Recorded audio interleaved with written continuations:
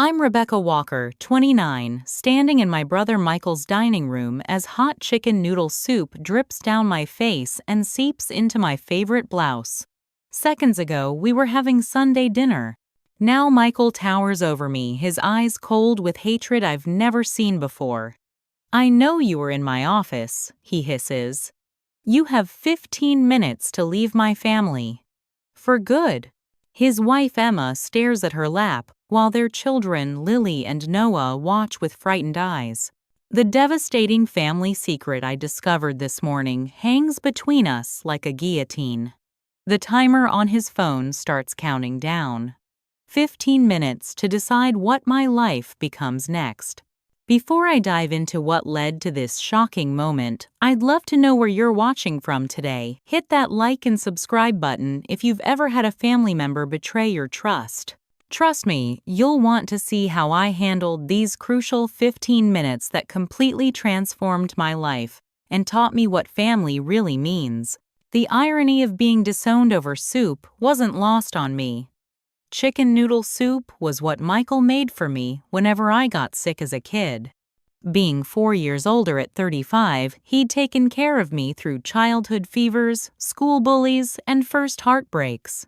We were classic Army brats. Our father's military career had us moving to a new base every 2 or 3 years, making permanent friendships nearly impossible. While other kids complained about their siblings, Michael and I became each other's constant, our bond strengthening with each relocation. "It's us against the world, Becca," he'd say whenever we arrived at a new school. And I believed him. Our parents, Robert and Catherine Walker, were loving but often absent due to Dad's deployments and Mom's demanding job as a military nurse. They instilled in us the importance of family loyalty above all else. "Blood is thicker than water," Dad would remind us during rare family dinners. "When everything else fails, you'll always have each other." We never imagined everything else would include them.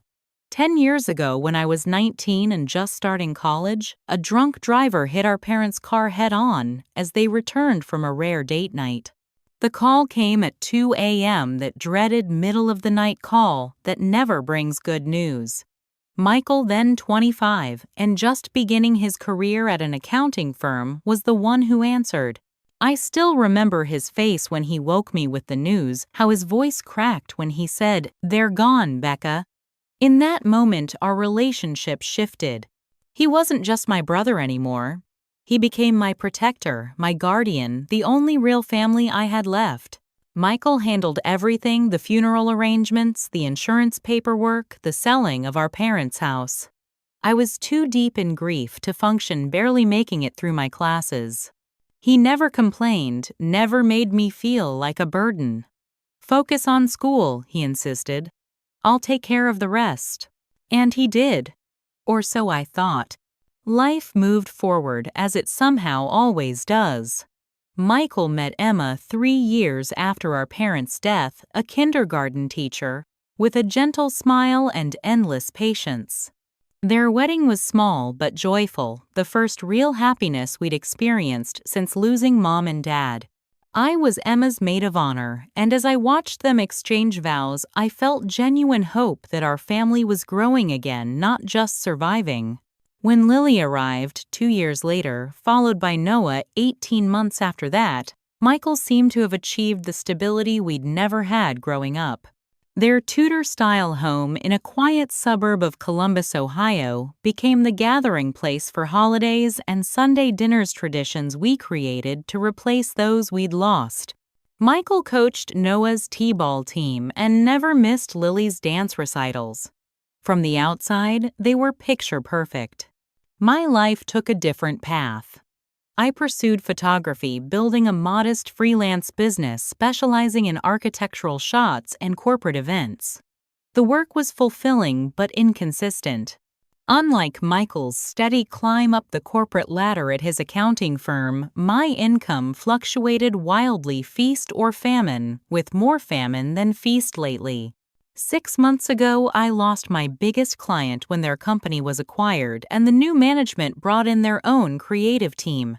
Around the same time, my landlord decided to sell my apartment building, forcing me to find new housing with barely a month's notice and in a rental market that had skyrocketed since my last move.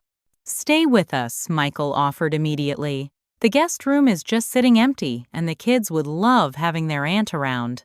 Emma agreed enthusiastically. "It's perfect timing, actually." With my new teaching schedule, having another adult in the house for the kids would be a huge help. What was meant to be a few weeks stretched into 6 months. I contributed what I could financially: grocery money, utilities, occasional babysitting, to give Michael and Emma date nights. I took Lily to her ballet lessons and helped Noah practice reading. It felt like I had found my place in a family again, not just as the visiting aunt, but as a vital part of their daily lives. But about a month ago, something changed. Michael began coming home later, his normally easygoing demeanor replaced with tense shoulders and distracted responses. He checked his home office multiple times a day, always closing the door behind him. When I asked if everything was okay, his answers were clipped. "Just work, stress. Nothing to worry about." Emma became strange too. I'd catch her watching me with an odd expression quickly masked when our eyes met. She started taking phone calls in the backyard, voice too low to overhear. Twice I walked in on her and Michael having intense whispered arguments that abruptly ceased when they noticed me. "Is there something going on I should know about?" I asked Emma one afternoon as we folded laundry. "If you guys need your space back, I can start looking for a place." No, she insisted too quickly. "It's nothing like that. Michael's just dealing with some financial adjustments at work. You know how he gets when he's stressed." I did know. My brother had always been protective of his perfect image, hating to show any weakness or struggle. But this felt different. This felt like it involved me somehow. Yesterday, Michael mentioned he'd help me with my tax filing this weekend. "I have some forms in my office that might help you maximize your deductions as a freelancer," he said. "Remind me tomorrow and we'll go through them together." This morning, with Michael taking the kids to soccer practice and Emma visiting her sister, I decided to get a head start. Michael's office was unlocked, unusual for him lately, and I figured I'd find the tax forms he'd mentioned. What I found instead would shatter every belief I had about my brother and our relationship. Evidence that made the soup incident not just bizarre, but the culmination of a betrayal so profound I still struggle to comprehend it. Michael's home office had always been meticulously organized, every folder labeled, every paper filed in its proper place. The room reflected his personality, controlled, precise, with no margin for error. Even as kids, his side of our shared bedroom had been pristine while mine resembled what he called a creative hurricane. When I stepped into his office that morning, nothing seemed out of place. The degrees on the wall, his MBA prominent among them, the family photos perfectly aligned on the credenza, the leather chair pushed neatly under the heavy oak desk. Everything exactly as it should be, except for one detail: the bottom drawer of his filing cabinet stood slightly ajar, a corner of a folder sticking out as if hastily replaced. I pulled open the drawer, expecting to find the tax forms he'd mentioned. Instead, I found a folder labeled Walker Estate Final Distribution. A chill ran through me. The Walker estate should have been settled years ago, right after our parents died. Michael had handled everything, explaining that after the funeral costs, remaining mortgage on the house, and other expenses, there wasn't much left to distribute. We had each received a modest sum, enough for me to buy some professional camera equipment and put a small amount into savings, but nothing life-changing. The insurance policy was older than we thought, Michael had explained. The payout barely covered the funeral and outstanding debts. I had never questioned him. Why would I? He was my brother, my protector, the person who had stepped up to handle everything while I was drowning in grief. With shaking hands, I opened the folder. The first document was from Prudential Insurance, dated 10 years ago, right after our parents' accident. The death benefit amount made my heart stop: $900,000. Nearly $1 million split equally between Michael and Rebecca Walker as co-beneficiaries. But I had only received $25,000. Below this document was a stack of bank statements showing transfers from an account I didn't recognize to Michael's personal account. Transfers of $450,000, my half of the insurance money. Some papers showed my signature authorizing these transfers, but I had never signed them. The signatures were clearly forged close to mine, but with subtle differences only I would notice. My hands trembled as I continued looking through the folder. Next came property documents for our parents' lake house in Michigan, the place where we'd spent our happiest summers as kids. Michael had told me they'd had to sell it to cover debts. But these papers showed he had transferred ownership solely to himself, then taken out a home equity loan against it. Recent photographs showed renovations being done, a new dock, expanded deck, remodeled kitchen. The final documents were the most damning, a comprehensive financial plan created by a wealth management advisor. It detailed how Michael Walker's inheritance and investment capital had been strategically invested over the past decade. The plan referenced the lake house as a valuable asset and vacation property for your family to enjoy for generations. Not our family, his family. As I sat there surrounded by evidence of my brother's betrayal, pieces clicked into place with sickening clarity. My financial struggles over the years, the times I'd had to take on extra jobs to make rent, the healthcare issues I'd postponed addressing because I couldn't afford insurance, the constant stress of living paycheck to paycheck, none of it had been necessary. Half of that insurance money was legally mine. The lake house was half mine. All those years, Michael had watched me struggle while sitting on a small fortune that belonged to me. He had stolen not just my inheritance, but my security, my options, my freedom to pursue my career without constant financial anxiety. And the lake house, our lake house. The place where we'd learned to swim, where Dad had taught us to fish, where Mom had read us stories on the screened porch during summer thunderstorms. The place holding our happiest family memories. He had claimed it solely for himself, and his new family erasing my claim to those memories along with my financial rights. I sat at his desk for what felt like hours trying to process the magnitude of this betrayal. The brother who had sworn it's us against the world had made it me against you the moment our parents died. Dimly, I heard the front door open, voices echoing through the house. Michael and the kids returning from soccer practice. Emma's voice joining theirs soon after.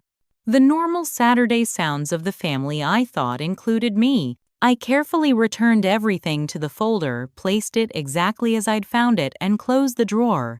My mind raced with questions. Should I confront him immediately? Contact a lawyer? How could I prove the signatures were forged after so many years? Where would I go if I couldn't stay here anymore? One thing was certain, I couldn't sit across the dinner table tonight and pretend everything was normal. But I needed time to think, to plan. I decided to wait until after the children were in bed, then confront Michael privately. Despite everything, I didn't want to create a scene that would upset Lily and Noah. Throughout the day, I moved through the house like a ghost, helping with chores and responding to conversation on autopilot. Michael watched me with narrowed eyes, more attentive to my movements than usual. Had he noticed something out of place in his office? Did he suspect I knew? Emma announced she was making her special chicken noodle soup for dinner, a family favorite that she reserved for special occasions and comfort in times of stress. The kids cheered, Michael smiled and kissed her cheek, and I forced myself to compliment the choice while my stomach churned with anxiety and betrayal. As evening approached, I felt Michael's eyes following me constantly. The weight of his attention made it clear he knew something was wrong, and I was beginning to suspect he knew exactly what it was. Sunday family dinner had been a tradition in Michael's household since Lily was born. Emma would prepare something special we would eat in the formal dining room instead of the kitchen. Nook and phones were strictly prohibited. Family time is sacred, Michael always insisted. The irony of this statement would become painfully apparent within minutes. The dining room was picture perfect as always. Emma had set the table with the good china, the set our mother had passed down to Michael when he got married. Crystal water glasses caught the light from the chandelier, and cloth napkins were folded precisely beside each plate. Lily had arranged a centerpiece of fresh flowers from their garden, proudly pointing out which blooms she had selected. "Aunt Becca, I put in the purple ones because I know purple is your favorite color," she said, beaming up at me. "They're beautiful, sweetheart." I managed my voice nearly normal despite the knot in my throat. How could I maintain these relationships after what I'd discovered? Would Michael's betrayal cost me my niece and nephew too? Emma carried in a large tureen of soup steam rising from the homemade chicken noodle recipe that had become a comfort food staple in their home. The rich aroma of herbs and slow-cooked chicken filled the room as she ladled portions into our bowls. "This looks delicious, Emma," I said, automatically, the social niceties ingrained despite my inner turmoil. Michael sat at the head of the table, Emma to his right, the children opposite each other, and me at the foot, the arrangement we'd followed for months. As Emma finished serving and took her seat, Michael raised his water glass. "Before we begin, I'd like to propose a toast," he said, his voice carrying that authoritative tone he used at important moments. "To family loyalty, the most important value our parents taught us." "Right, Becca?" His eyes locked with mine, challenging knowing. He was testing me, I realized, seeing if I would maintain the facade.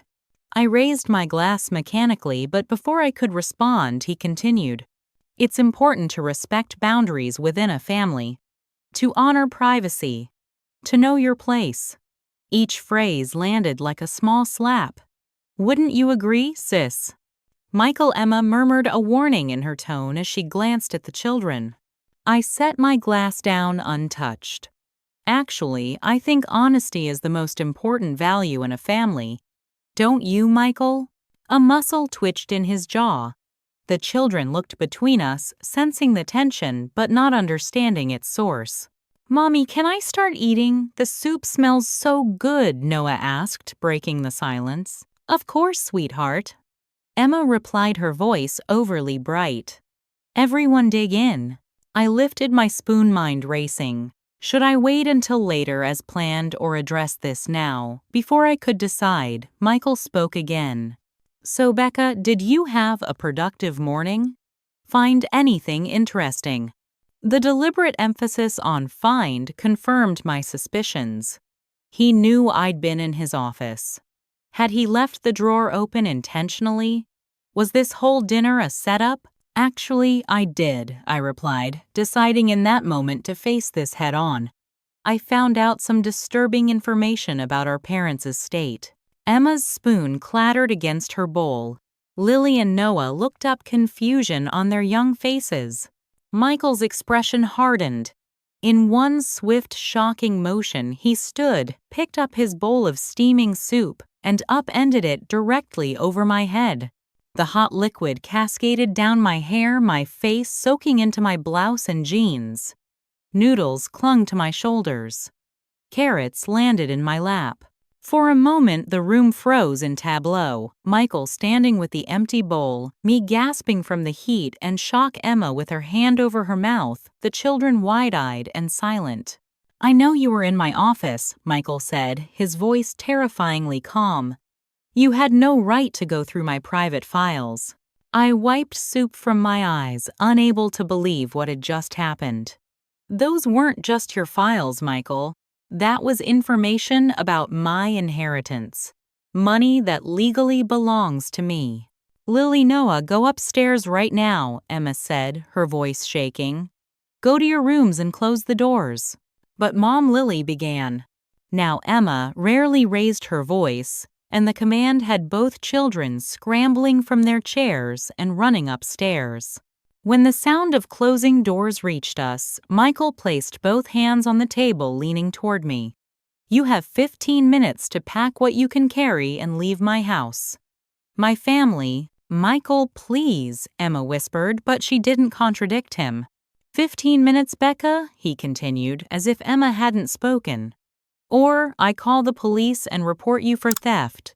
I have security camera footage of you entering my office without permission. How do you think that will look?" I stood up, soup dripping onto the hardwood floor. "You're threatening me with theft. After what you did, you stole $450,000 from me, money our parents intended for me. I raised you after they died," he shot back. "I put a roof over your head, food in your mouth. I earned that money. You were 25 years old, I was an adult too, and what about the lake house? You told me it was sold to pay debts, but you kept it for yourself." Emma flinched at this, her eyes darting to Michael. This was news to her, I realized. She hadn't known about the lake house lie. "I deserved something for everything I sacrificed for you," Michael said, his voice cold. "While you were off playing photographer, I was building financial security for my family. I'm your family too." My voice broke on the words, a lifetime of trust shattering around me. "No," Michael said, taking out his phone and setting a timer. "Not anymore. 15 minutes, Becca. Starting now." The timer began counting down on his screen. 1500, 1459, 1458. "You can't do this," I said, looking to Emma for support. "Emma, please." Her eyes filled with tears, but she shook her head slightly. "I'm sorry, Becca. It's his decision." "You knew," I realized, the final betrayal clicking into place. "You knew he took my inheritance.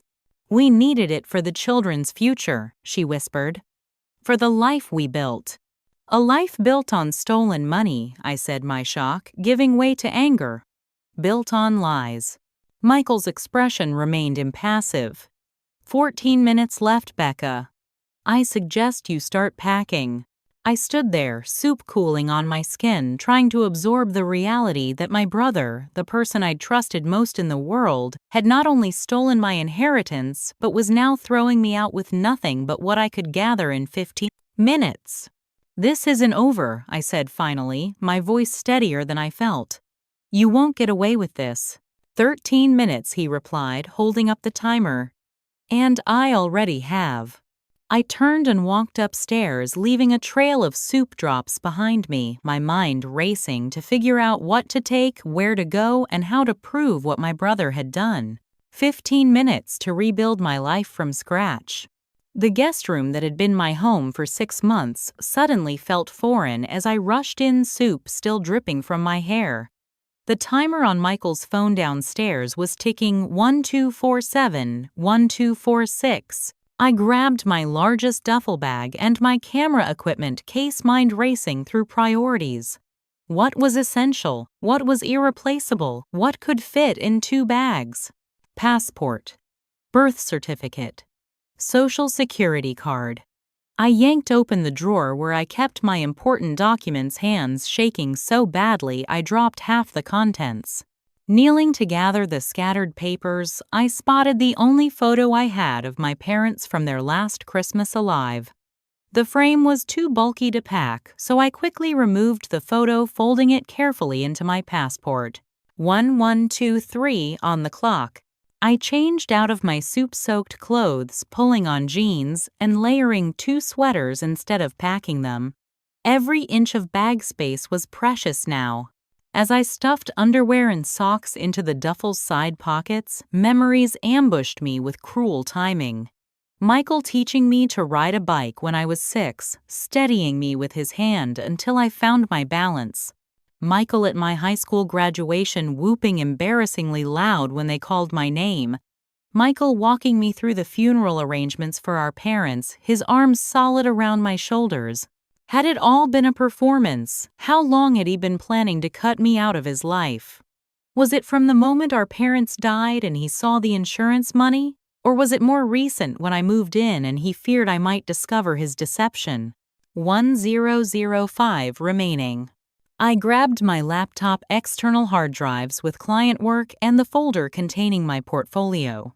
Basic toiletries went into a side pocket.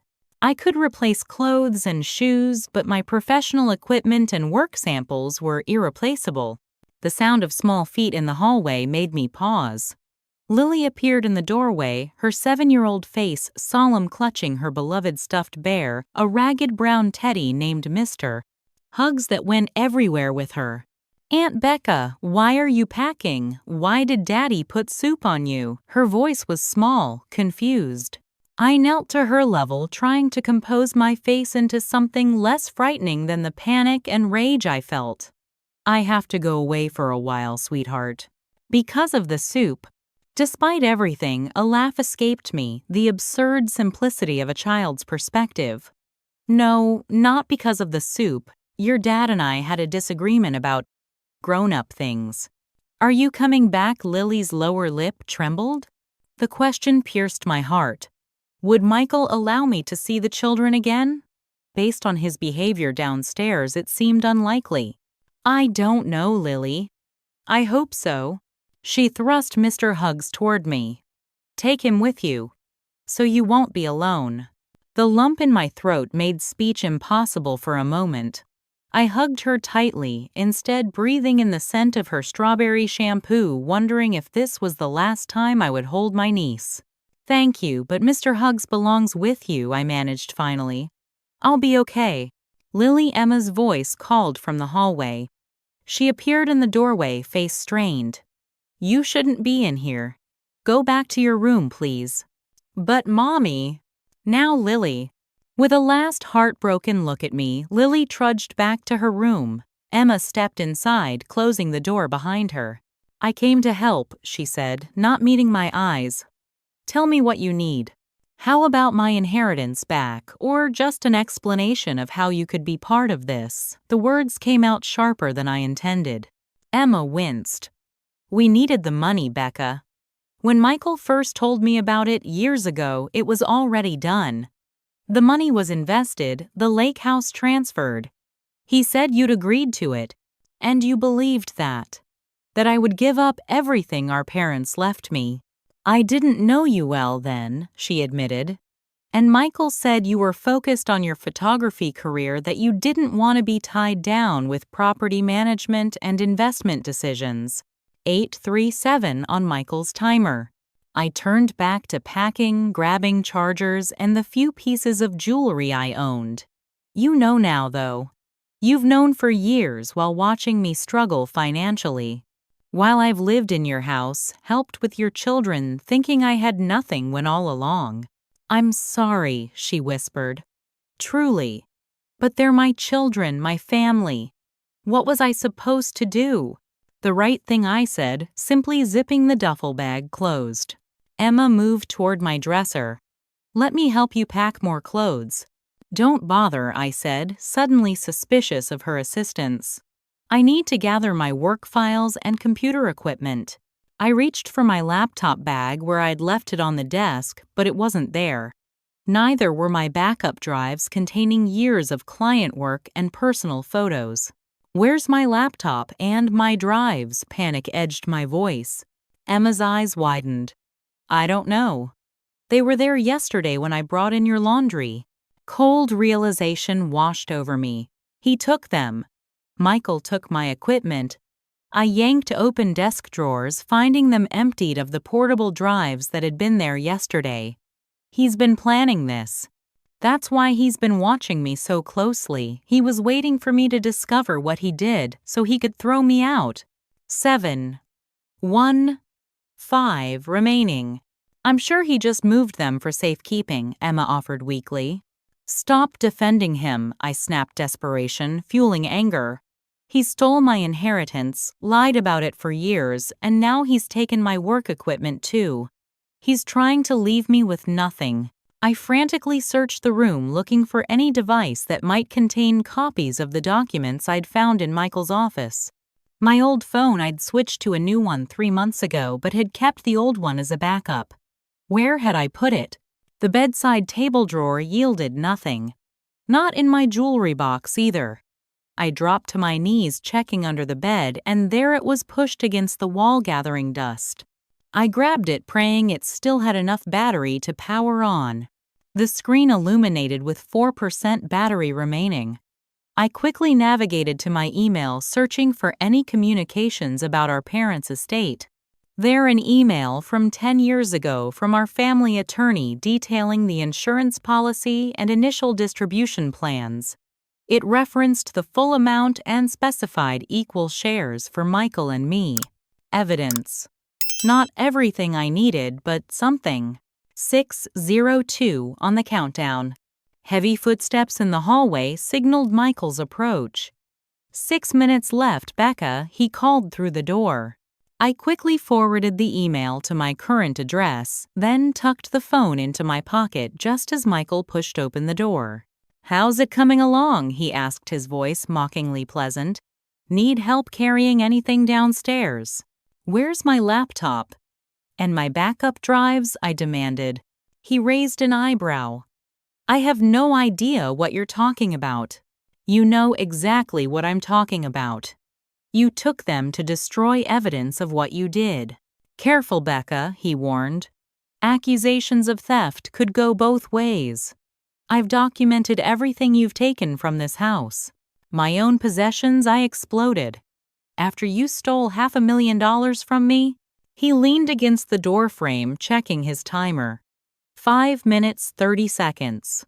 I turned away from him, scribbling quick notes to Lily and Noah on pieces of paper, tucking them into the books on their bedside tables where they might find them later. Simple messages: "I love you. This isn't your fault. I'll always be your Aunt Becca." Touching Michael commented, watching me. "But unnecessary. It's cleaner if you simply disappear from their lives." "Like Mom and Dad disappeared from ours," I shot back. "Did you learn nothing from losing them about how precious family is?" "I learned that nothing is guaranteed. That you have to seize security when you can." His expression hardened. 4 minutes, Becca." I gathered my duffel and camera case, giving the room a final sweep. So much left behind. Clothes, books, mementos. But the most valuable things, my parents' photo, my work equipment, proof of Michael's betrayal, were either with me or already taken by him. As I moved past him into the hallway, he grasped my arm. "One more thing. Your key to the house." I pulled away from his grip and dug in my pocket for the keyring, removing the house key and placing it in his outstretched palm. "You were always a burden," he said quietly, the words more devastating than any shout could have been. "From the moment our parents died, you were a weight dragging me down. I'm finally free of you." The cruelty stunned me into silence. This wasn't my brother speaking, or perhaps it was, and I'd never truly known him at all. Noah peered out from his bedroom, tears streaming down his small face. "Aunt Becca, where are you going?" Before I could answer, Michael interrupted.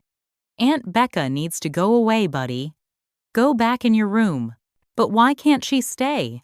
Did she do something bad?" Michael's expression didn't soften, even for his 5-year-old son. "Yes, she did something very bad. Now go to your room." Noah's eyes, so like my brother's, found mine, confused, hurt, innocent. What would Michael tell them about my disappearance? What lies would become their truth about me? "I love you, Noah," I said, my voice breaking. "Be good, okay?" Michael checked his timer. 2 minutes, Becca. Downstairs. Now.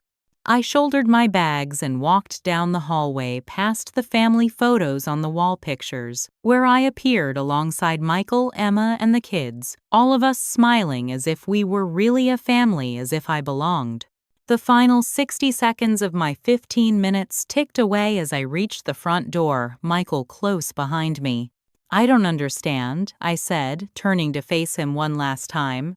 "We're the only family each other has left. How could you do this?" "You're not my family," he replied coldly. "Emma and the kids are my family. You're just a responsibility I never asked for." The timer on his phone beeped, signaling the end of my 15 minutes. Michael opened the front door, letting in the cool evening air and the sound of rain beginning to fall.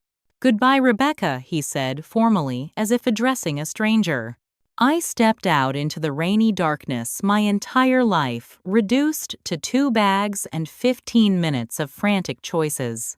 Behind me, the door closed with a final click, the porch lights switched off, and curtains were drawn across the windows of what I had foolishly thought was my home. The rain intensified as I stood on the porch, the reality of my situation sinking in with each cold drop. My car, a 10-year-old Honda Civic that had seen better days, was parked in the driveway. At least Michael hadn't taken my transportation, though I wouldn't have put it past him. Minutes 10 and 11 of my countdown had been particularly jarring with the discovery of my missing laptop and backup drives. These weren't just tools for my work. They were my livelihood. Every client project, every portfolio piece, years of professional and personal photos, all potentially gone. I set my bags down on the covered porch and tried to think logically through the shock and betrayal. My laptop had been on the desk yesterday evening when I finished editing photos for a small job, a local restaurant's menu update. The external drives had been plugged into it. For them to be missing now meant Michael had taken them sometime last night or early this morning. He'd been planning this confrontation. Perhaps he'd checked his office after I'd been in there and noticed something out of place. Or maybe he'd been preparing for this moment for days, systematically removing my digital lifelines before confronting me. Either way, the loss of my computer equipment was devastating. Not just for the work it contained, but for any evidence of the financial documents I'd found in Michael's office. Without proof, it would be my word against his, and he was a respected accountant with community standing, while I was a struggling photographer who'd been living on his charity. I unlocked my car and placed my bags in the trunk, then sat in the driver's seat, trying to formulate a plan. The old phone in my pocket was my only remaining digital resource, and its battery was critically low. I had managed to forward that crucial email about the insurance policy, but it wasn't enough to prove the full extent of Michael's deception. I needed to think, where could I go? What resources did I have left? My checking account had less than $300, enough for maybe a week in a cheap motel. I had a credit card with about $2,000 available credit, but using it would only buy me time, not solutions. Friends. Most of my close friends lived in different states, now scattered after college. Local acquaintances weren't close enough to impose on during a crisis like this. Minute 12 was ticking away as Michael's threats echoed in my mind. Would he really call the police if I didn't leave? The thought seemed absurd, my own brother reporting me for trespassing, but the cold hatred in his eyes suggested he absolutely would. I started the car still without a clear destination when I remembered the old phone in my pocket. There might be more evidence on it than just that one email. With its failing battery, I needed to act quickly. Using my car charger would take too long to make a difference. I needed to transfer any potential evidence immediately. I opened the email app again and began rapidly forwarding any communications related to our parents' estate to my current email address. There weren't many, just a few exchanges with Michael and the family attorney from a decade ago, but each one contained potential evidence of the original inheritance amount. Next, I checked the phone's photo gallery. Years ago, I had photographed some of the initial paperwork as a backup. A habit from my early photography days of documenting important documents. Most had been transferred to my laptop, now missing, but maybe some remained here. There they were, grainy photos of insurance documents, property deeds, and bank statements from right after our parents' deaths. I quickly attached them to emails and sent them to myself, watching the battery percentage drop with each operation: 3%, 2%. Michael emerged from the house, standing at the front window, watching me sitting in my car. His expression was cold, impatient. Was he timing how long I remained in his driveway, too? I had to get these documents off the phone before the battery died completely. I tried sending the last batch of photos, but the phone shut down mid-operation. Dead. Minute 13 was gone, and Michael had now stepped onto the porch, arms crossed, a clear message that my time was up. I started the car and backed out of the driveway, still without a destination, but knowing I couldn't stay a moment longer. As I pulled onto the street, the reality of what was happening fully hit me. My brother had thrown me out. I was essentially homeless with limited funds and resources. The person I had trusted most in the world had been systematically stealing from me for a decade and had now cut me out of his life entirely. Minute 14 found me driving aimlessly through the neighborhood rain, hammering on the windshield, tears finally breaking through the shock and streaming down my face. I pulled over on a side street, unable to see clearly enough to drive safely. What about the children? Lily and Noah were innocent in all this. Would I ever see them again? The thought of disappearing from their lives without explanation was unbearable. Noah's confused tears, Lily offering her precious Mr. hugs, these images would haunt me. I had to write them something, leave some message so they wouldn't think I had abandoned them willingly. I dug through my bag for paper and a pen, quickly scribbling notes to each child. For Lily, dear Lily, thank you for offering me Mr. Hugs. You have the kindest heart of anyone I know. Remember that I love you very much and that will never change no matter where I am. Be brave and creative always. Love, Aunt Becca. For Noah. Dear Noah, sometimes grown-ups have problems that are hard to explain. I didn't want to leave you, but I had to. You're growing into such a wonderful boy, and I'm proud of you. Keep practicing your reading. I love you. Aunt Becca. But how would I get these notes to them? Michael certainly wouldn't deliver them, and Emma had made her loyalty clear. I couldn't mail them to the house. Michael would intercept anything with my name on it. The final minute of my 15-minute countdown, though I was no longer physically present for Michael's timer, was spent realizing the full extent of what I had lost.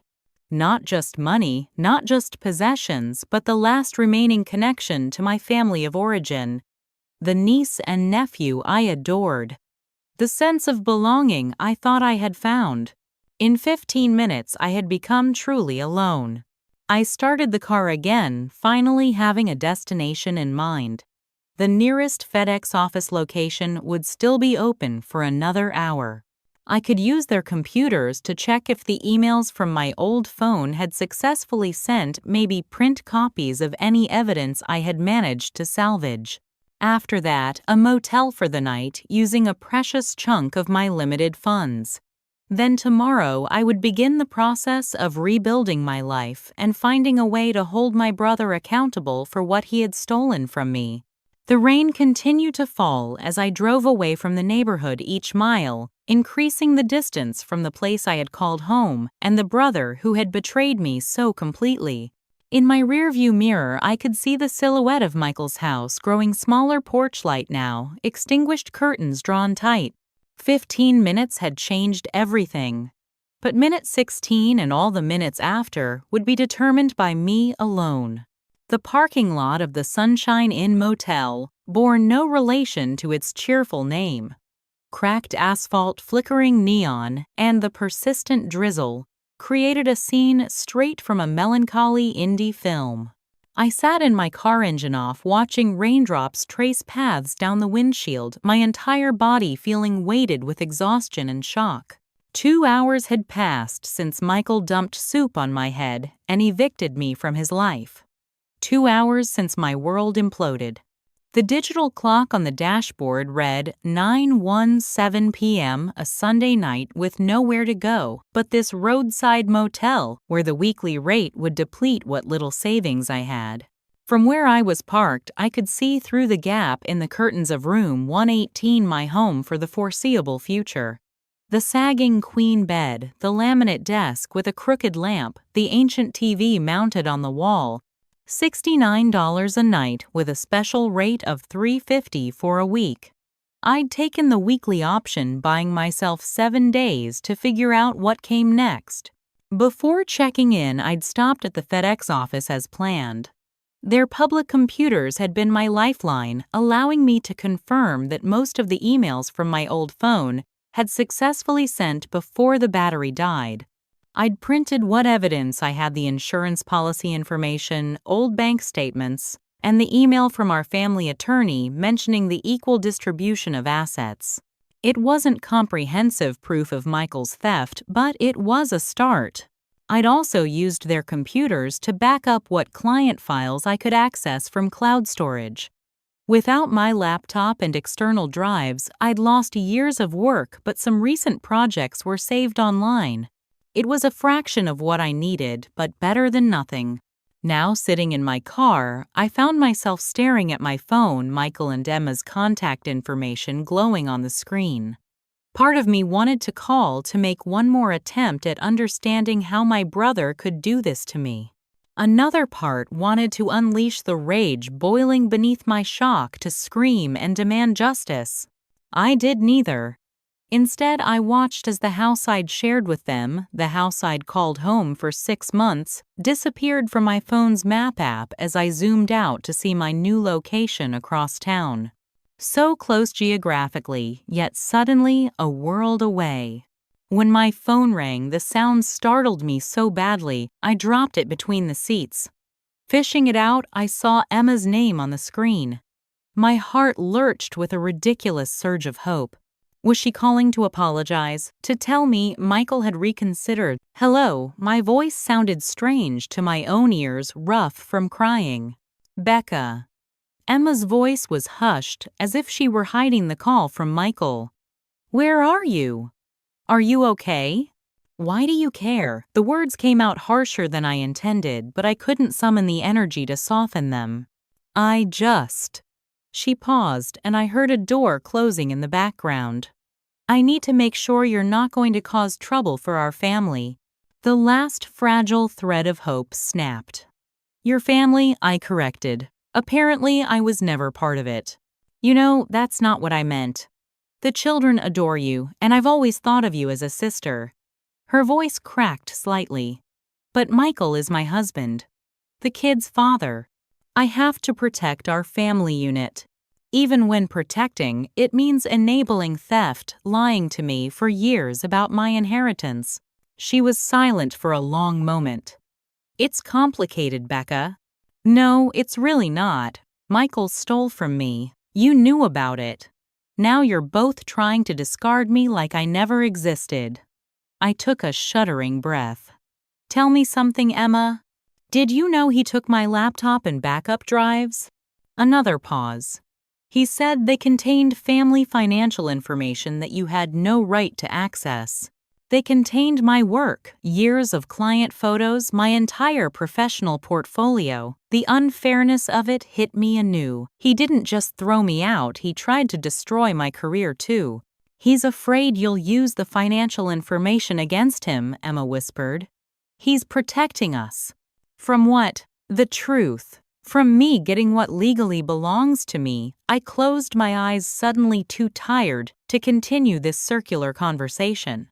Why did you really call Emma? Lily won't stop crying. She found the note you left in her book, and she doesn't understand why you're gone. Her voice turned pleading. Could you just tell me what to say to her to make her stop asking for you? The audacity of the request left me speechless. They had thrown me out with nothing but what I could carry, stolen my inheritance, taken my work equipment, and now wanted me to help ease the transition of my disappearance from their children's lives. Tell her the truth, I finally said. That her father stole from me, lied to me for years, and decided money was more important than family. Becca, please. She's 7. Then make up whatever lie helps you sleep at night, Emma.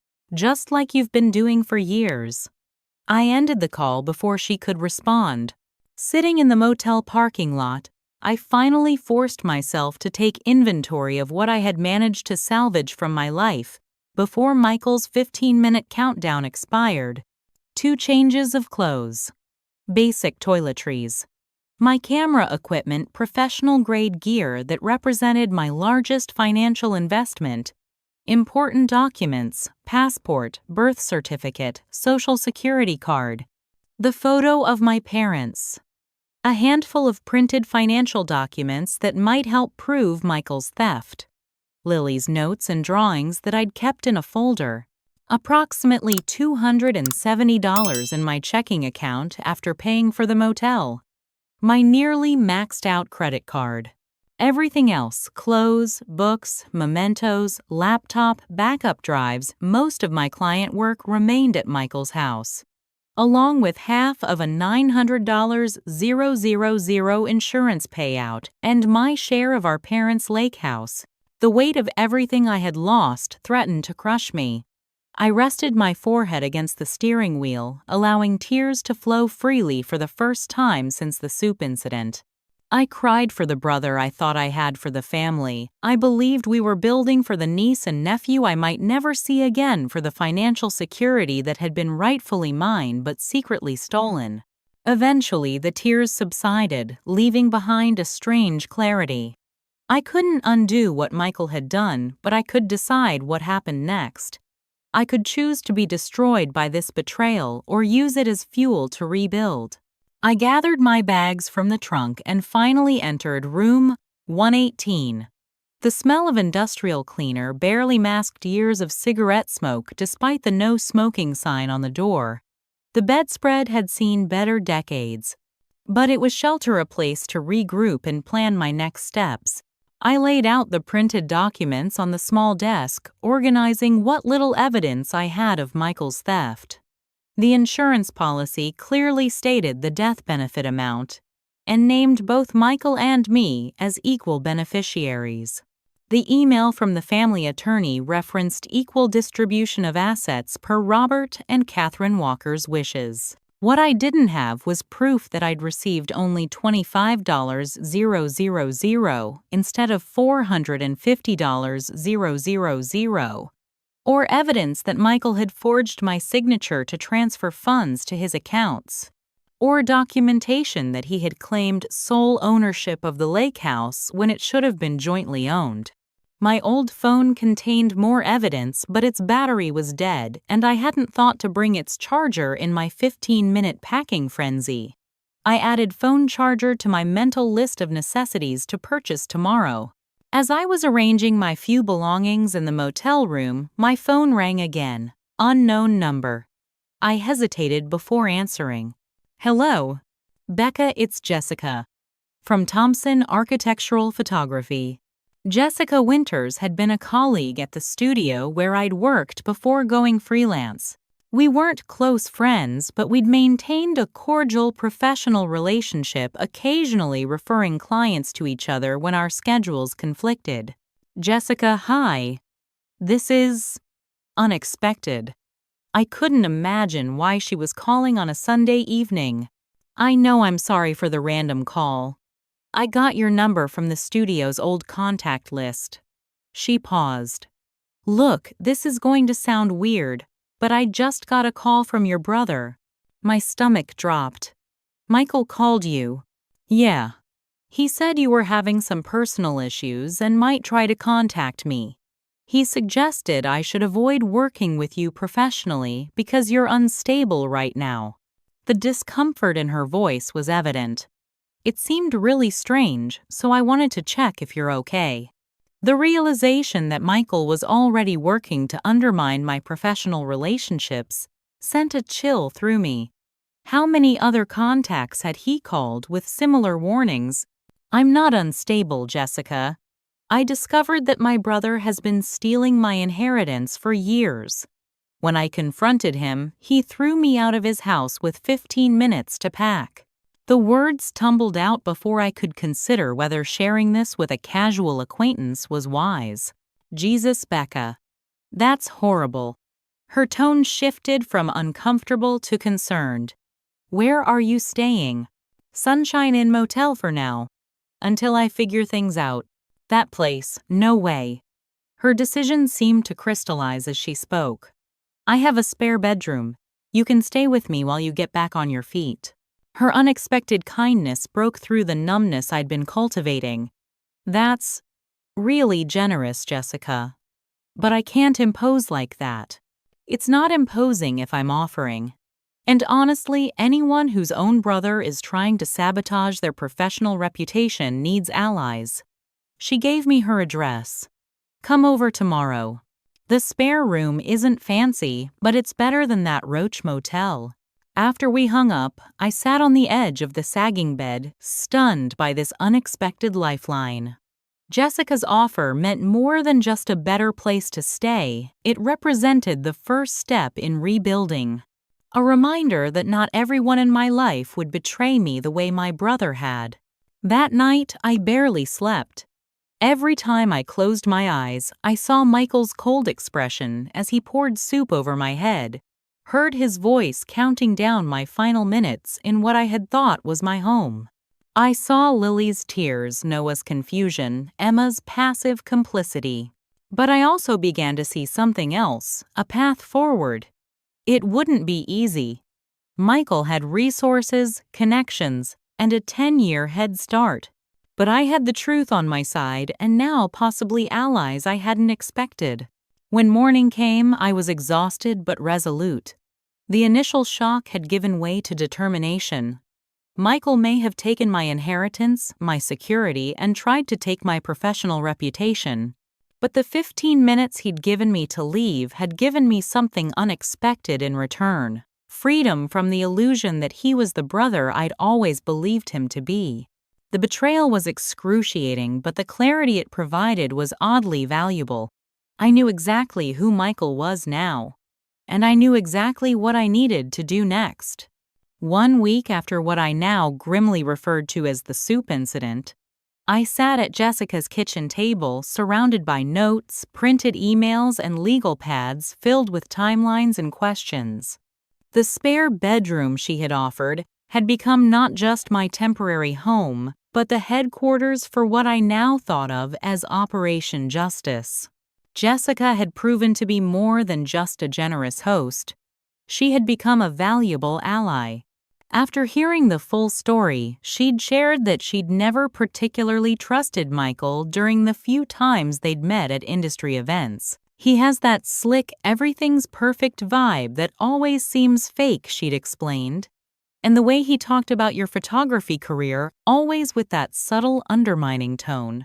Like, it's so nice she has a creative hobby, as if you weren't a professional." Jessica had also discovered that Michael had indeed called several other people in our professional circle, planting seeds of doubt about my stability and reliability. Rather than hampering my connections, his attempted sabotage had backfired. People were suspicious of his motives, and many had reached out to me directly to check if I was okay. On the legal front, I had made my first significant move by contacting Robert Martinez, an attorney who had been friends with my parents for years. He had handled their will and had initially worked with Michael on the estate after their deaths, though Michael had later switched to another firm. I always thought it was strange that he moved the estate matters to another attorney, Robert admitted, when we met in his office 3 days after the soup incident. At the time, he said it was for convenience since the new firm was closer to his office, but it never sat right with me. When I showed Robert the insurance policy information and the emails I'd managed to salvage, his expression darkened. "This is serious, Becca. If what you're saying is true, and these documents certainly suggest it is Michael committed fraud, he misappropriated your inheritance and likely forged your signature on multiple legal documents. Can we prove it?" I asked the question that had been haunting me since discovering the truth. "It won't be easy after 10 years, Robert acknowledged. But it's not impossible. The insurance company will have records of the original payout. The property transfer of the lake house would be documented with the county. And signature forgery can sometimes be proven even years later." Robert agreed to represent me, beginning with a thorough investigation of the financial trail Michael had created. "Don't expect this to be quick or easy," he warned. "Your brother has had a decade to cover his tracks, and from what you've told me, he's methodical. While Robert worked on the legal angle, I focused on recovering what I could of my digital life. Without my laptop and external drives, I had lost years of work. Some clients had copies of the final delivered photos, but raw files works in progress and my comprehensive portfolio were gone. Jessica introduced me to a tech-savvy friend who helped me set up new cloud storage systems and recover what we could from various online accounts. It was a patchwork solution, but it gave me enough to begin rebuilding my professional presence. The most unexpected ally emerged 5 days after the soup incident. My phone rang with an unknown number, and I answered cautiously, half expecting another of Michael's intimidation tactics. "Is this Rebecca Walker?" A woman's voice vaguely familiar but unplaceable. "Yes, who's this?" "Claire Bailey, Emma's sister." My grip tightened on the phone. "Claire, I'm surprised to hear from you. I'm sure you are." Her tone was direct, no nonsense. "Look, I know what Michael did to you. Emma called me the night it happened, completely distraught. She told me everything, the inheritance, the lake house, throwing you out with just 15 minutes to pack. It's despicable. Yet she stood by and let it happen. I couldn't keep the bitterness from my voice. Emma has her own issues with Michael that she needs to address, Claire said carefully. But that's not why I'm calling. I have information that might help you. My pulse quickened. What kind of information? Financial information. Things Emma has told me over the years that didn't make sense until now. Claire paused. Michael and Emma live well beyond what their combined incomes should allow. The house, the luxury cars, private school for the kids. Emma once mentioned they have a vacation property in Michigan that they're renovating. I'm guessing that's your parents' lake house. Yes, I confirmed, my throat tight with emotion. The lake house where our happiest family memories had been made, now being renovated without me even knowing it still existed. I've also noticed how they go on expensive vacations, Europe last year, a Caribbean cruise the year before. Designer clothes, high-end electronics. All while claiming they're just careful with money. Claire's disgust was evident. I always wondered how an accountant and a kindergarten teacher afforded that lifestyle. Now we knew. My stolen inheritance had funded their luxurious life. There's more, Claire continued. Emma let slip once that Michael has offshore accounts. She thought it was just smart tax planning, but given everything else. Do you know which bank? Which country? Cayman Islands, I think. Emma mentioned it after too many glasses of wine at my divorce party last year. She was trying to convince me I should have had better visibility into my ex's finances. This information could be crucial. If Michael had moved stolen money offshore, it would further demonstrate his intent to hide assets. Would Emma be willing to confirm any of this, I asked, though I already knew the answer. Probably not officially, Claire admitted. She's scared of him, Becca. Not physically, Michael's too refined for that kind of abuse. But he controls every aspect of their lives through money and subtle emotional manipulation. Standing up to him would mean risking everything she has, including her integrity. I couldn't help adding, I'm not defending her choices, Claire clarified, but I do understand her fear, which is why I'm calling you instead of her. I'll help however I can. Emma might not have the courage to do the right thing, but I do. Claire proved true to her word. Over the next 2 days, she provided dates, amounts, and details about purchases Michael and Emma had made, information that helped Robert establish a pattern of spending inconsistent with their declared income. A week and a half after the soup incident, Thomas Chen, one of Michael's colleagues at the accounting firm, reached out to me. We met at a coffee shop far from Michael's office where Thomas nervously shared what he knew. Michael has always been secretive about his personal finances, Thomas explained, keeping his voice low despite the cafe's ambient noise. But about 3 years ago, I accidentally received an email meant for him investment documents from a Cayman Islands bank. I didn't think much of it at the time. Many of our wealthy clients use offshore accounts. But when I mentioned it to Michael, he became unusually agitated. Did you see any details? Account numbers, amounts? Thomas shook his head.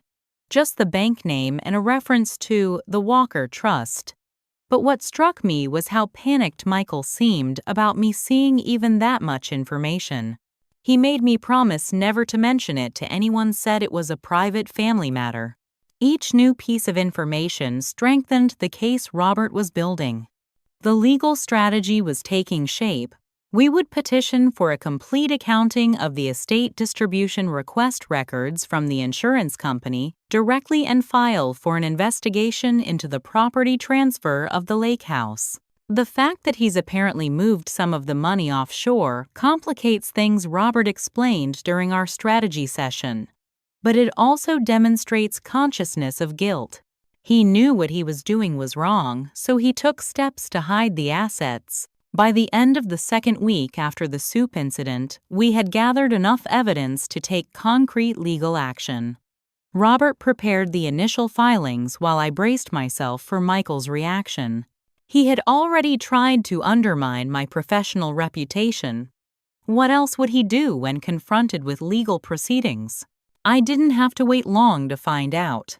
The day after Robert sent a formal letter to Michael outlining our allegations and proposed remedies, my phone exploded with notifications. Michael had apparently created a social media post visible to our extended family and mutual friends claiming I was suffering from mental health issues and had fabricated wild accusations against him due to delusional jealousy of his successful life. Several distant relatives and family friends contacted me concerned about the claims Michael was making. Some offered sympathy and suggestions for mental health resources. Others expressed disappointment that I would attack my brother, who had done so much for me after our parents died.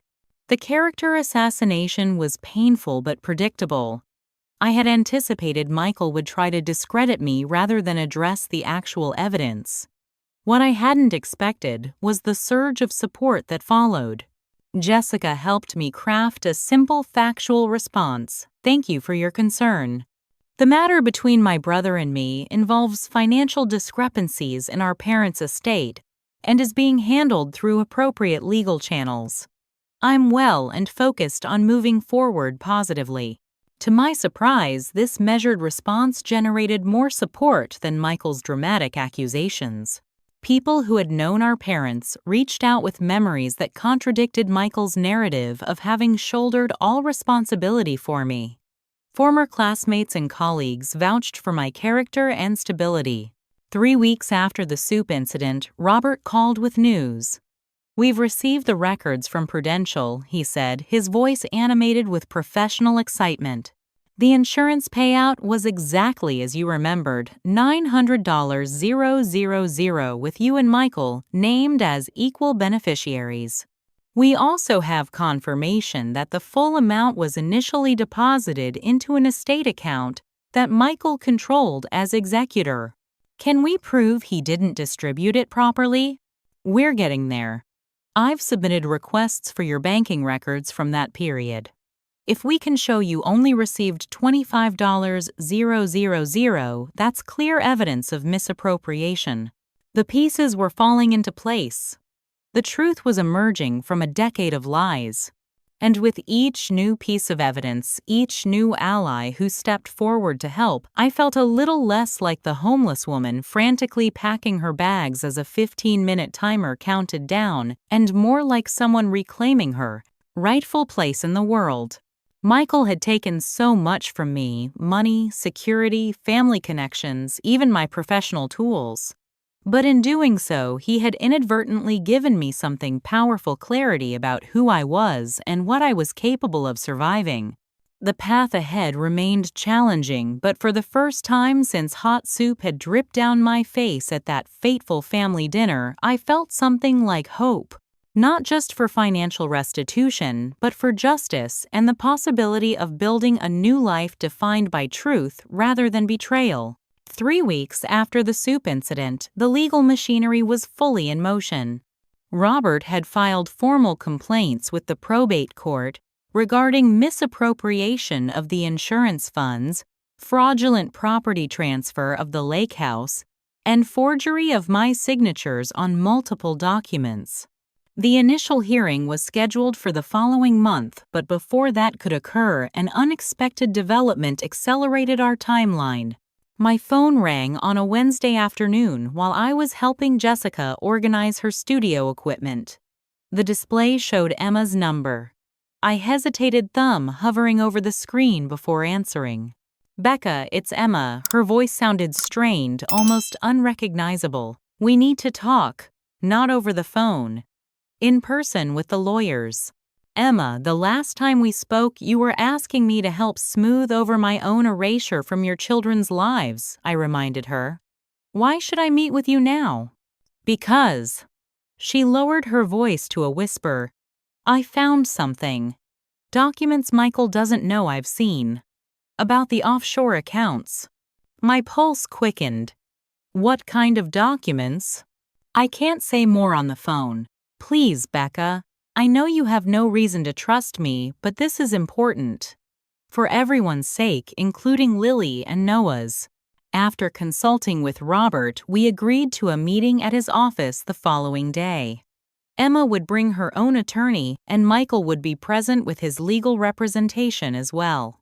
Robert cautioned me to keep expectations low. This could be a genuine olive branch, or it could be a tactic to feel out our strategy, he warned. Either way, let me do most of the talking.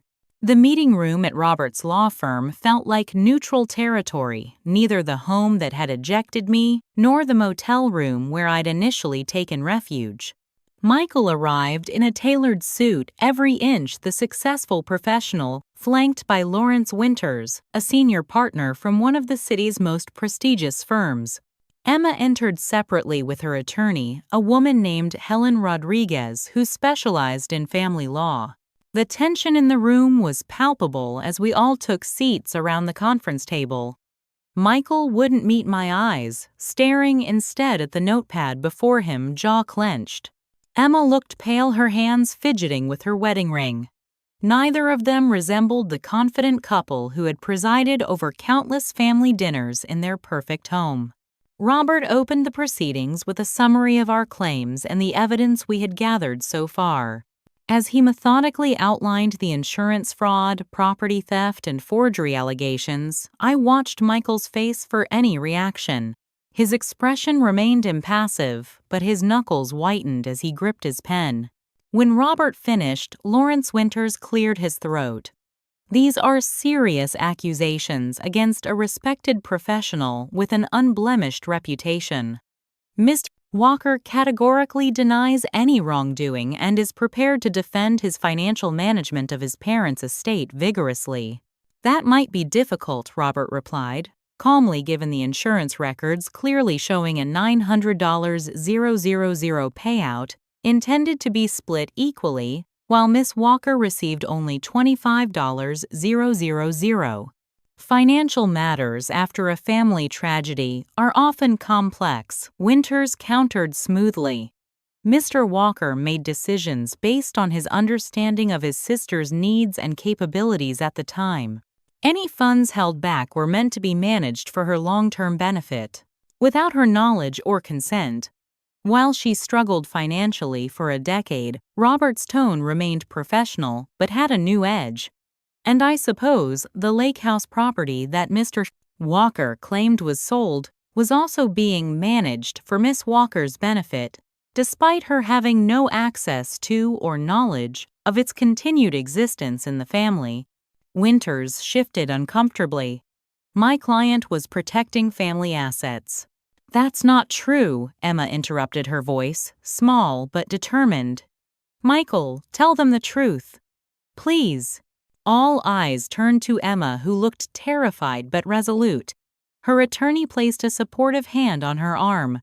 "Mrs. Walker has information relevant to these proceedings," Helen Rodriguez stated formally.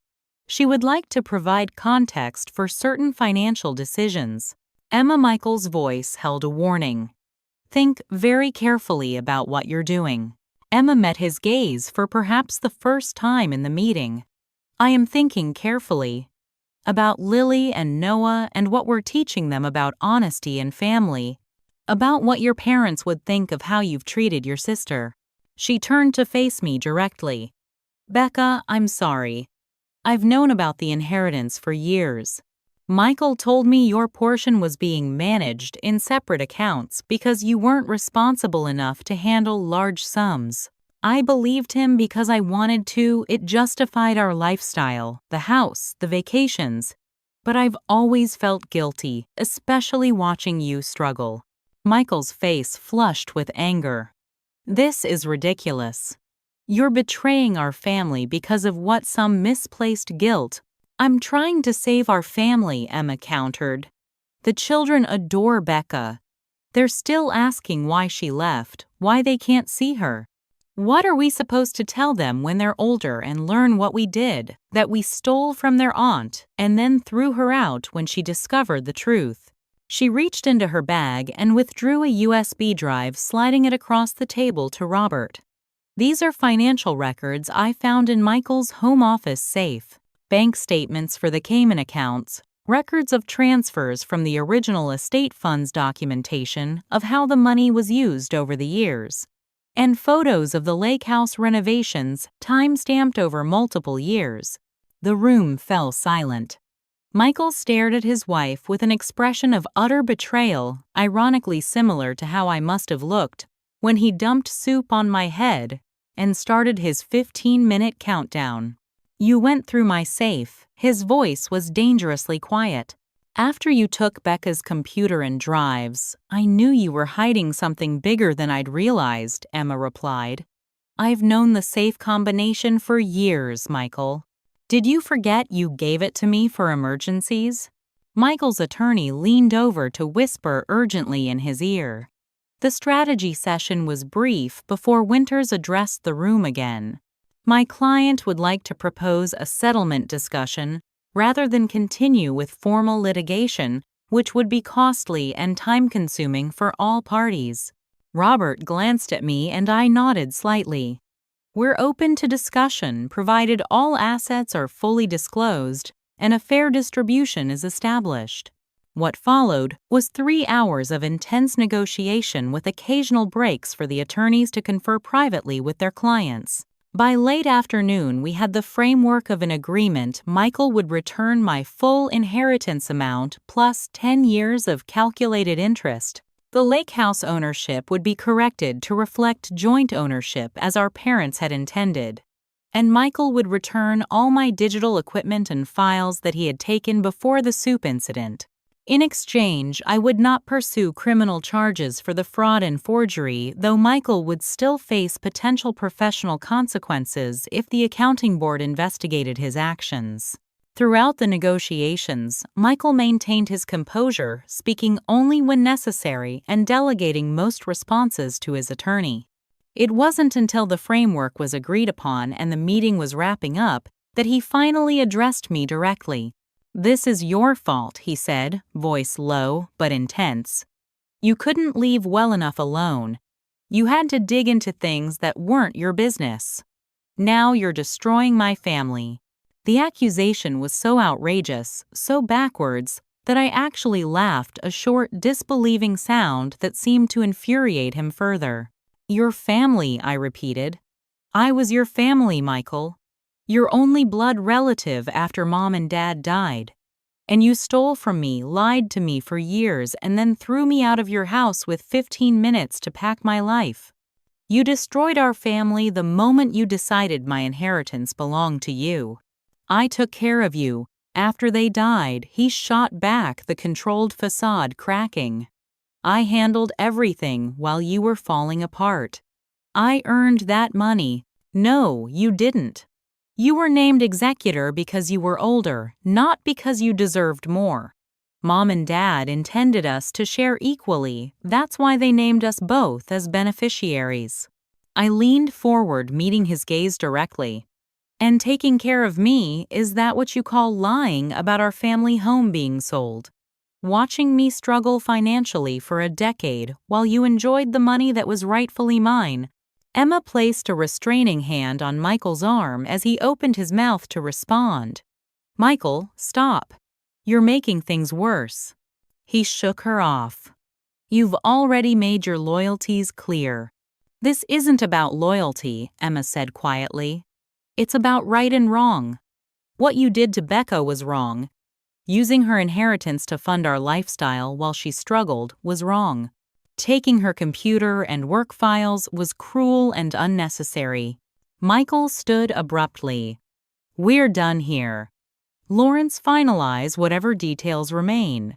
He buttoned his suit jacket with deliberate precision, the successful professional persona sliding back into place.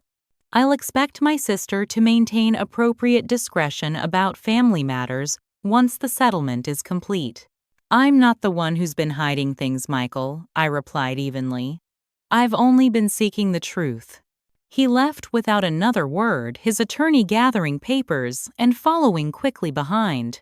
Emma remained seated, looking exhausted. "I'll have your laptop and drives returned to you by tomorrow," she promised. He kept them in his office at work. "Thank you," I said, surprised by the genuine gratitude I felt, despite everything. "For the equipment and for coming forward with the truth. It's the least I could do. Far less than I should have done years ago." She hesitated. "The children miss you terribly, especially Lily. She sleeps with that note you left her under her pillow." The mention of Lily and Noah pierced through the legal and financial focus of the day, reminding me of the emotional bonds that had been damaged. "I miss them, too. Would you? Would you consider seeing them again? Once everything is settled?" The hope in her voice was tentative but real. "I'd like that," I admitted. "They're innocent in all this. They shouldn't lose their aunt because of their father's actions." As Emma prepared to leave, she paused at the door. "For what it's worth, Becca, I am truly sorry. For everything. It wasn't enough to erase the betrayal or heal the damage done, but it was something an acknowledgement of wrongdoing and perhaps the first step toward whatever new relationship might be possible in the future." Robert and I remained in the conference room after everyone else had left, reviewing the day's events and next steps for finalizing the settlement. "You did well," he said, closing his legal pad. "Standing your ground while remaining open to resolution shows strength, not weakness." "I still can't believe Emma came forward with evidence," I admitted. "I was prepared for a long legal battle with Michael denying everything." "People can surprise you sometimes for the worse, as you learned with your brother, but occasionally for the better, too." He gathered his papers into his briefcase. "The settlement will take some time to finalize, but the foundation is solid. You'll get what's rightfully yours, Becca." As I left the law office that evening, I felt lighter than I had since the soup incident. The outcome wasn't perfect. No legal settlement could restore the decade of lost time or heal the broken trust between Michael and me. But justice was finally within reach, and with it the chance to rebuild my life on a foundation of truth rather than deception. Michael had given me 15 minutes to leave his family. In return, life had given him 3 weeks before his deception unraveled completely. It seemed a fitting symmetry. 6 months after the soup incident, after my brother Michael upended my world with hot liquid and a countdown timer, I stood on the dock of our parents' lake house, watching the sunset paint the water in shades of gold and pink. The September air carried the first hint of autumn crispness, rustling through leaves, beginning their transformation from green to fiery oranges and reds. The property looked different from my childhood memories. Michael's renovations had modernized the rustic cabin our parents had loved, adding a wraparound deck floor to ceiling windows and updated interiors. Yet the essence remained the distinctive shape of the shoreline, the ancient oak tree, where Dad had hung a rope swing, the stone fire pit where we had roasted countless marshmallows on summer evenings. "Aunt Becca, watch me," Lily's voice pulled me from my reverie as she pedaled her bike confidently down the gentle slope of the lawn. At 7.5, she had recently mastered riding without training wheels. and seized every opportunity to demonstrate her new skill. "Great job, Lily," I called back, smiling as she executed a careful turn at the bottom of the hill. "Just remember to stay away from the water's edge unless an adult is with you." Noah appeared from around the side of the house, clutching a large picture book. "Aunt Becca, can we read this one next? It has dinosaurs and spaceships." "Sounds perfect for before bedtime," I agreed, ruffling his hair as he beamed up at me. At 5, Noah's enthusiasm for stories combining his favorite subjects was boundless. Emma emerged onto the deck, carrying a tray with lemonade and snacks. "15 minutes until dinner, kids," she announced.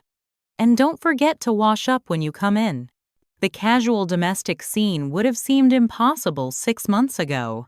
The journey from that devastating Sunday dinner to this peaceful family weekend had been complex and sometimes painful, but ultimately healing in ways I couldn't have anticipated during those first desperate days after being ejected from Michael's life. The legal settlement had been finalized 3 months ago. True to the framework established during our confrontation, Michael returned my full inheritance amount plus calculated interest, a sum that transformed my financial situation completely. The lake house ownership was corrected to reflect equal shares between us, with a formal usage agreement that allowed both families access throughout the year. My laptop, external drives, and all digital files were returned intact, allowing me to recover my professional portfolio and client work. The financial resolution had been straightforward compared to the emotional aftermath. Michael had retreated into minimal contact, communicating exclusively through attorneys during the settlement process. He had refused to join this weekend at the lake house, maintaining that he needed time to process before re-establishing any relationship with me. His professional reputation had suffered when the state accounting board opened an investigation into his actions. Though my agreement not to pursue criminal charges had helped him avoid disbarment, he had received a formal censure and temporary suspension of his accounting license. The firm had placed him on administrative leave, requiring him to complete ethics training before returning to client work. Emma, by contrast, had worked diligently to rebuild trust both with me and within her marriage. She had been the one to suggest this weekend at the lake house as a way for the children to reconnect with me in a meaningful setting surrounded by family history. "It's different than I remember," I commented, as Emma joined me on the dock watching the children play in the fading daylight. "Better or worse?" she asked, handing me a glass of lemonade. "Just different. Like everything else, I suppose." I took a sip, the tart sweetness familiar and comforting. "Thank you for arranging this weekend. It means a lot to spend time with them here. They've missed you so much. We all have." Emma's expression grew serious. "Becca, I know no amount of apology can erase what happened, but I want you to know how deeply I regret my part in it. You made the right choice in the end," I reminded her, coming forward with the evidence standing up to Michael that took courage. "It shouldn't have taken soup on your head and you being homeless to get me there," she replied ruefully. "I keep thinking about all the years I knew something wasn't right but chose to look the other way." The children's laughter floated down from the lawn where they had abandoned the bike in favor of an impromptu game of tag. Their joyful sounds contrasted with our somber conversation. "How are things with Michael?" I asked carefully. Though Emma had mentioned their marriage was strained, she had been vague about specific developments. "We're in counseling," she sighed. "It's helping, I think. He's struggling to accept accountability, but he's trying for the children if nothing else." The professional consequences were a wake-up call. She hesitated. "He asks about you sometimes. In his own way, I think he misses you." I wasn't ready to address that complexity yet. "And the children? How have they adjusted to everything?" "Better than we probably deserve," Emma admitted. "We've been honest with them in age-appropriate ways. They know there was a problem about family money that made everyone upset, and that you didn't leave because of anything they did. I'm glad they know that part, I said softly. I've worried about them thinking I abandoned them. Never. Lily still has Mr. Hugs ready for your visits, insisting he misses you too. Emma smiled at the memory. They're resilient, but they need stability. That's part of why this weekend is so important, establishing new patterns, new traditions. New traditions indeed. In the months following the settlement, I had undergone my own transformation.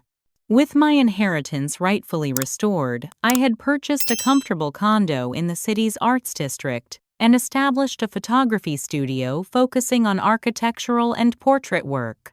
Financial security had allowed me to be more selective about clients pursuing projects that inspired me rather than scrambling for any available job. Jessica had become not just a friend, but a business partner in a new venture documenting historic buildings throughout the region, a project that had already garnered attention from preservation societies and architecture publications.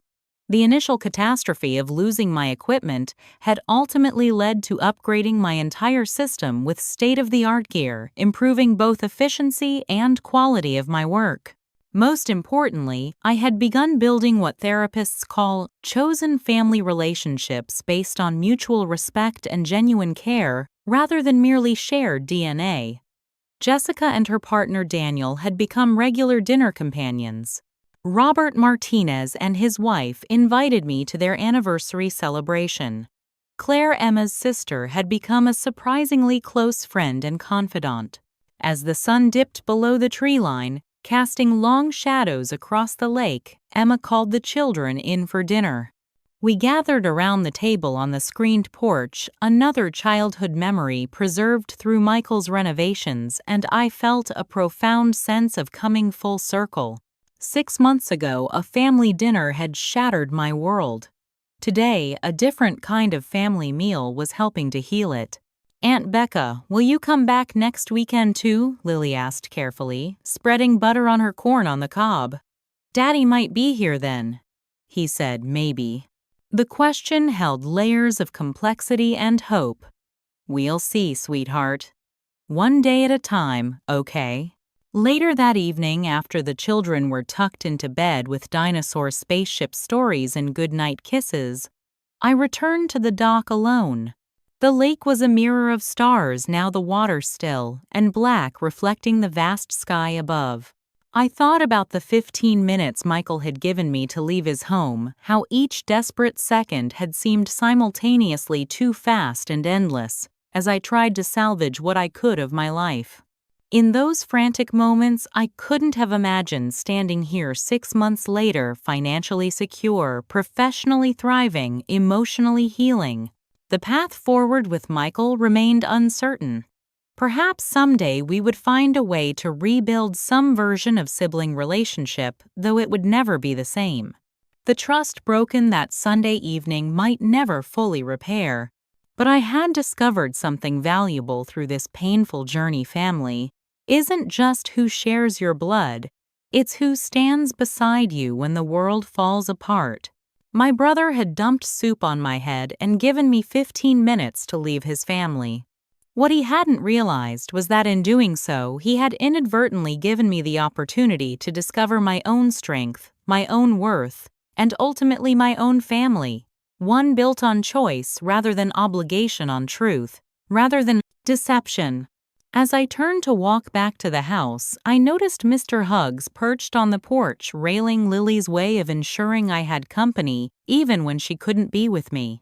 The simple gesture of love from a 7-year-old contained more wisdom than all of Michael's calculated manipulations over the years. Family, I had learned, isn't something that can be defined in 15 minutes or erased by them. It's built day by day, choice by choice, in moments of both crisis and calm. And sometimes the family you rebuild after devastation is stronger than the one you lost. Have you ever had a moment where someone's betrayal ultimately led you to a better place? I'd love to hear your stories in the comments below. Family relationships can be incredibly complicated. And sometimes the hardest experiences teach us the most important lessons about ourselves. If this story resonated with you, please hit that like button and subscribe for more stories about resilience and rebuilding. Don't forget to share with someone who might need to hear that there's life and often a better one after betrayal. Thank you for joining me on this journey, and remember that even when someone gives you just 15 minutes to leave, life gives you all the time you need to become stronger than you ever imagined possible.